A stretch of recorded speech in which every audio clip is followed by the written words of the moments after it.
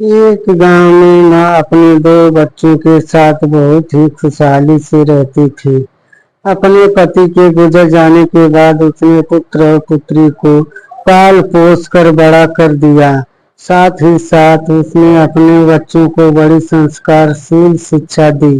माँ का आचरण भी बहुत ही संस्कार संपन्न था। पास पड़ोस के लोग भी उसे बड़ी शीलवान महिला मानकर उसका आदर्श अन्य महिलाओं को अपनाने को कहते थे। दिन ऐसे ही गुजर रहे थे। बच्चे तो बढ़ने लगे, माँ बूढ़ी होने लगी। अचानक एक दिन वह बहुत बीमार पड़ी। वैद्य को दिखाया गया, दवाइयाँ ली, फिर भी कोई सुधार नहीं आया।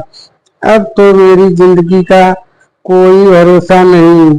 उसकी समझ में आया। बेटे और बेटी को समीप बिठाकर बेटे से कहा, बेटा अब मेरी जिंदगी के ज्यादा दिन नहीं बचे। मुझे तो तुम दोनों की चिंता लगी है। अपनी बहन का ख्याल रखना।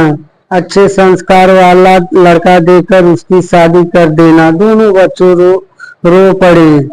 बेटे ने माँ को वचन दिया कि तुम चिंता मत करो, मैं अपनी बहन को बड़े ही अच्छे ढंग से रखूंगा। माँ की बीमारी बढ़ती गई और एक दिन उसकी सांस टूट गई। दोनों बच्चों को बहुत दुख हुआ। दिन गुजरते गए। एक दिन भाई ने बहन से कहा, देख बहना, पहले मैं शादी करता हूँ। एक लड़की है मेरी नजर में, काफी अच्छे घराने की है। अगर मैं पहले शादी करूंगा तो तुम्हारी शादी करने के लिए कोई दिक्कत बीच में नहीं आएगी।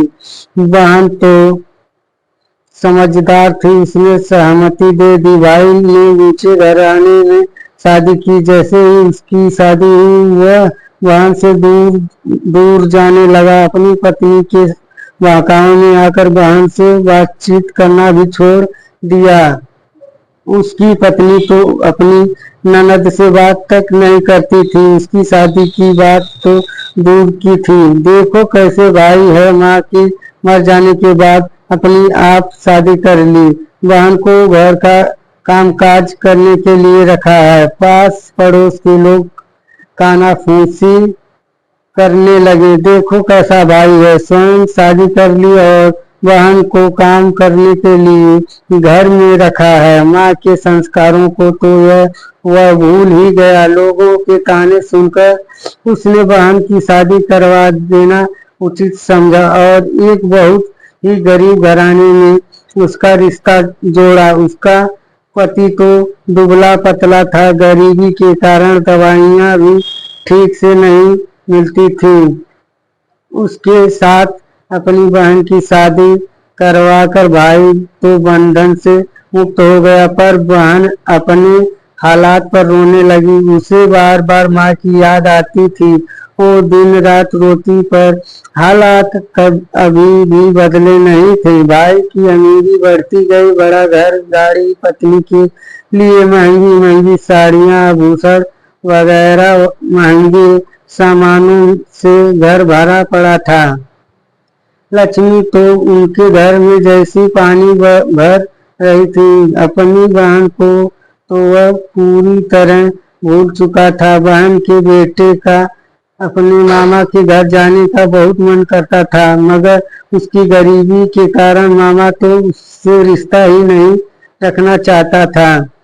एक दिन बच्चे के मामा ने पूरे गांव को दावत देनी चाहिए। पूरे गांव के लोगों को उसने खाने का न्योता दिया, मगर बहन को नहीं बुलाया। इस बात की खबर बच्चों को लगी। उन्होंने अपनी माँ से कहा, हम जाएंगे मामा के घर। उन्होंने नहीं बुलाया तो भी चलेंगे, आखिर वह मामा है हमारा। बच्चों की जिद के आगे वह हार गई। माँ की याद करके उसे रोना आ गया। वह भी बुलाए मेहमान अपने बच्चों को लेकर मायके चल पड़ी। दूर से मामी ने उनको आते हुए देखा तो वह गुस्सा हो गई। उसने पति से कहा, भिखारी आए हैं, उनको बाहर ही बिठा देना। अपनी भाभी के शब्द सुनकर बहन को बहुत दुख पहुंचा, पर वह बच्चों के साथ चुपचाप बैठी रही। गांव के लोगों को तो पंच पकवान दिए और बहन को बासी भोजन दिया। उसकी आंखें आंसुओं से भर गई, अन्न खाने लायक नहीं था, सो बासी भोजन अपने आंचल में दबाकर बच्चों को लेकर अपने घर लौट आई। उसने आंगन में आकर तुलसी वृंदावन के सामने जमीन में गड्ढा खोद कर भोजन उसी में गाड़ कर दबा दिया और सब पानी पीकर सो गए। दूसरे दिन बहन जब उठी तो उसे आश्चर्य हुआ, जिस जगह उसने बासी भोजन गाड़ दिया था उसी जगह पर तुलसी का एक पौधा निकल आया। उसने हल्के हाथों से मिट्टी हटा करके पौधा निकाला तो उसे उसके नीचे जमीन में सोने के सिक्कों से भरा हुआ एक मटका दिखाई दिया। उसने फावड़ा लेकर वह मटका निकाल लिया।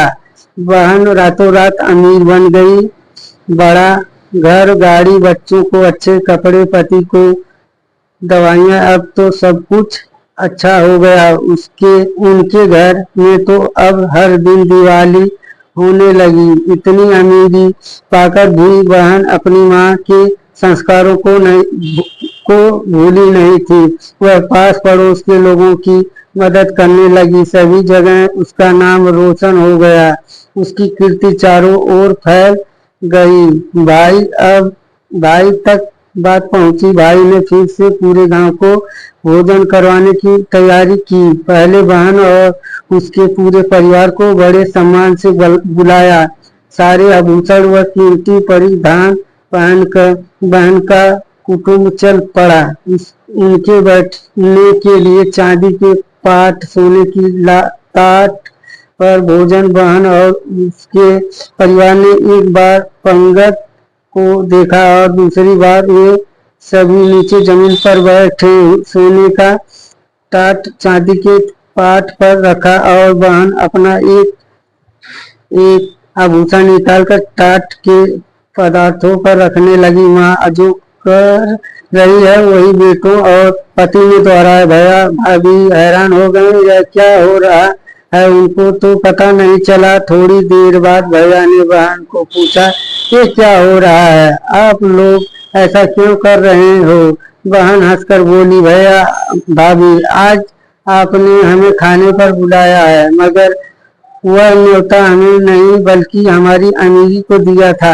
आप दोनों को याद होगा जब पहली बार आपने गांव को भोजन का न्योता दिया। बिन बुलाए मेहमान की तरह मैं अपने दो बेटों के साथ यहाँ आई। आपने हमें भिखारी कहा था। उस समय हम भूखे थे और खाने की सख्त जरूरत थी। तब हमारे सामने बासी भोजन भिखारी की तरह रखा। अब हमारा बड़ा मकान है, भरपूर अन्न खा सकते हैं, गहने गाड़ी सब कुछ है। अब किसी चीज की जरूरत नहीं है। सो आपने हमारी अमीरी को खाने का न्योता दिया है, इसलिए मैं खाने के ऊपर ये गहने रख रही हूँ। ऐसा कहकर पूरे परिवार ने अपने गहने टाट के पदार्थों के ऊपर रखी और खूब स्वाभिमान से अपने घर की ओर चल पड़े। धन्यवाद दोस्तों। लाइक, शेयर, सब्सक्राइब जरूर करें। नमस्कार। जय बाबा जी।